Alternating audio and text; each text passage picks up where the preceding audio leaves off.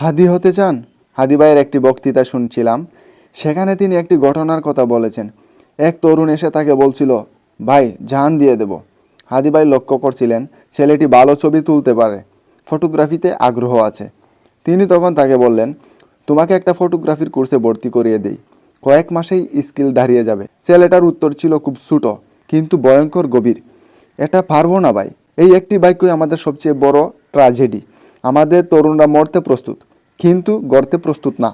অথচ বাস্তবতা হলো এই সময় আপনাকে লড়তে হচ্ছে ভয়ঙ্কর স্কিলফুল মানুষের সঙ্গে। আর সেই 10 জন দক্ষ মানুষের বিপরীতে 10 লক্ষ স্লোগানদারী মানুষও দাঁড়াতে পারছে না। তরুণরা হাদি হতে চায় কিন্তু তারা ইতিহাস জানতে চায় না, কাজী নজরুল পড়তে চায় না, তারা ধর্ম নিয়ে গভীরভাবে ভাবতে চায় না, তারা শুধু স্লোগান দিতে চায়, নিজেকে গড়তে চায় না। আমাদের তরুণরা মরতে প্রস্তুত কিন্তু গড়ে উঠতে প্রস্তুত না। হাদি হওয়া মানে শুধু রাস্তায় নামা নয়, হাদি হওয়া মানে নিজের জায়গা থেকে সর্বোচ্চ ইমপ্যাক্ট তৈরি করা। আপনার সাংবাদিকতা ভালো লাগে? দেশের সেরা সাংবাদিক হওয়ার চেষ্টা করুন। আপনি ইউটিউব করতে চান? দেশের সেরা ইউটিউবার হওয়ার লক্ষ্য নিন।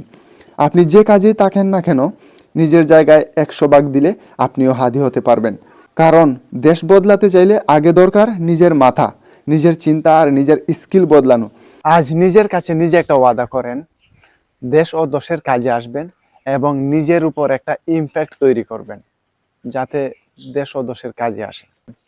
আমাদের উসমান হাদি ভাইয়ের জন্য দোয়া করবেন যেন আল্লাহ তাআলা উনাকে জান্নাতুল ফেরদাউস দান করেন। উসমান হাদি ভাইকে যারা ভালোবাসেন ভিডিওটা বেশি করে শেয়ার করে দিয়ে উসমান হাদি ভাইয়ের ইনসাফের পক্ষে থাকুন। আসসালামু আলাইকুম।